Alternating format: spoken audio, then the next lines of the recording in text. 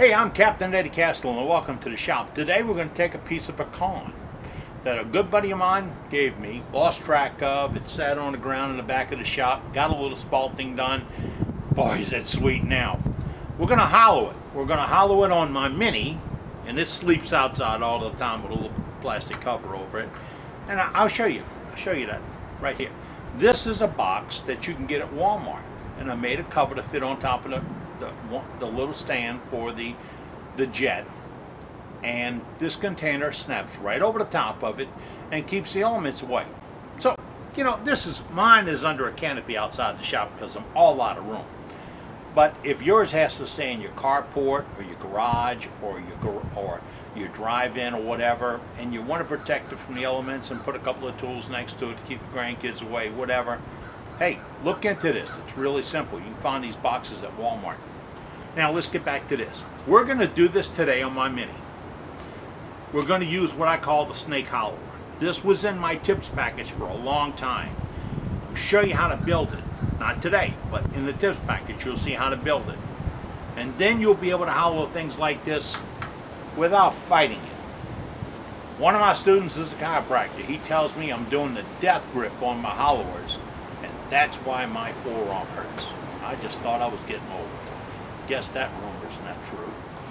But get out your notebook. Pay attention. We're going to hollow a block of wood today using the snake. Then I'll let you build your own. Sounds like a deal, doesn't it? Oh, yeah, by the way, watch. This is my hand drill. Now, this is pretty simple to make. I turned the handle, I went to the Ace Hardware down on a corner and bought a 15-inch by 3/8 inch drill bit. Then I found the rubber stopper or grommet in the parts cabinet that it would slide through. Not easily, you have to move it. And that's my depth stop. I figure out on the outside, yeah, I'm going to go about that deep, and then I slow the lathe down to about 500 RPMs, find the center with something else, and then push it through. Clean it a couple of times. Wet wood, you'll get a jam, and you'll either break this, break the piece, or hurt yourself. So clean it out every once in a while. Just pull it back, a little tap, and go back in again. This is probably 10 years old. Works like a champ. But make your drill, take the center out of the piece, and then when you go to hollowing, you have a relief spot to go to. You can go down in your center and work to the shoulder. And you'd really want to get it, if you're going really thin, less than a quarter, you want to be at the top going down for that thinness and not come back. Do an inch or two, depends on the size of your piece. Do a percentage at the top, clean it up, get it thin, then move yourself on down. You can go from a ½ inch to thin and be okay. But if you go all thin all the way through and you come back up on top, one little catch, you get to put it in the fireplace. That's why almost every woodworker I know, a wood turner I know, has a fireplace. Take a look at that. That's a 12mm carbide tool. It's made, I believe this is by Hunter. I'm not going to fool with you. That's it. This is very similar to what you can build, the EC tool. EC is in Captain Eddie. You can build the same type of tool on square stock to work the same way. Let's change it out. It's as simple as undoing 2 Allen screws on the main arm, removing the Sorby teardrop, that's what I had in there. And this is old, it's bent, it's dilapidated, it wouldn't really hold up in a hand tool, but it worked great in the snake. And we're going to replace it with this. I'm going to slip it in, nice and easy. Go ahead and tell me how many times you've heard somebody say that, right? Now, I'm going to put it in, and I had a guy ask me the other day, does this tool work pretty good at an angle? Yes, it does. Dead flats is a rough cut.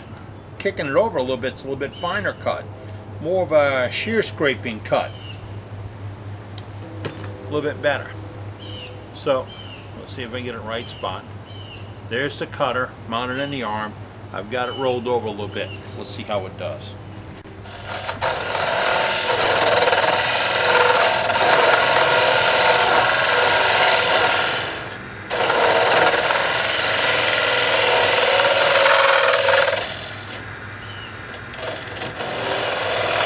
It allows me to make better cuts.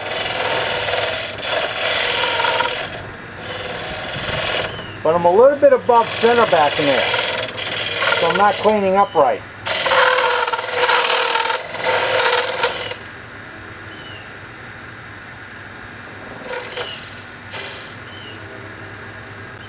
Let me show you what I did a minute ago. When it was back here, the arm was sitting here.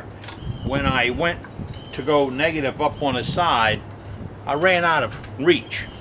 So what I did is I moved the elbow way back here. That's the pivot point, and lock that back down again. You'll understand it when you look at the piece. That allowed me now to get way over here to go negative and come all the way around. I got the full reach of my piece now. And that's the beauty of getting this thing out of the way, get it way out here.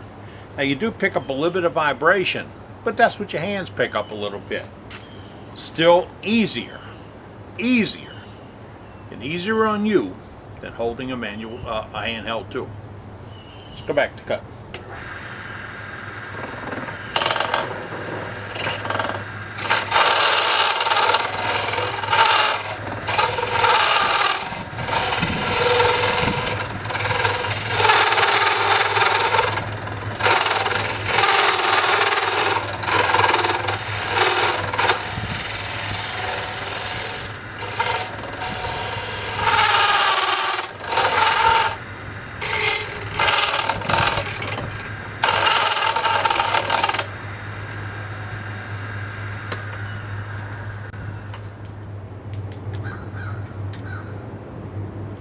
Say yeah,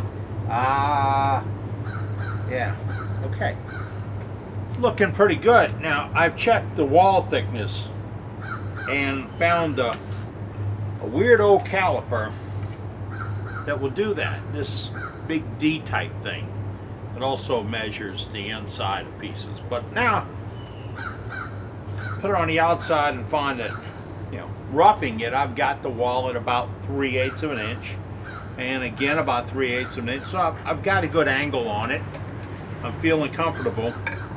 I'm going to reset my tool rest, and I'm going to go ahead and finish out the bottom. Now I drilled a hole all the way down to the depth that I want. That was a 3/8 inch hole. That's the easiest way to remove the center of a piece.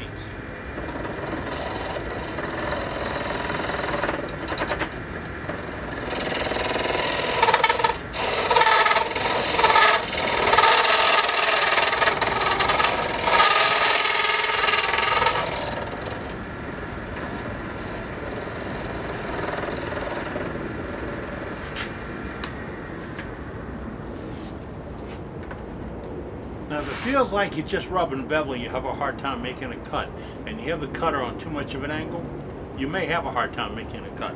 You'll have to play with the elevation of the cutter to get it down to slightly below center so it can eat up some wood. If you're too high, too much bevel, you won't make a cut. So play with it, 1/8 of an inch at a time, no more.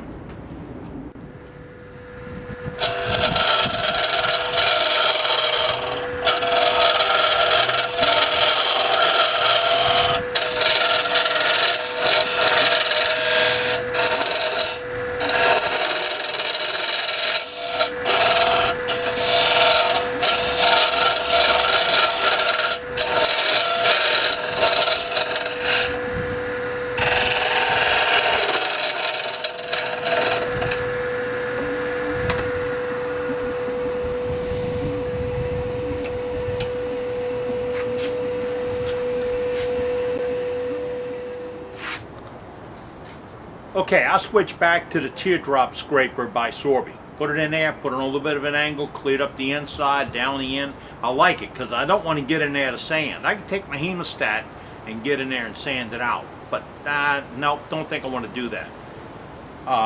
This is punky, so I left it about a 1/4 inch thick. It's still very light.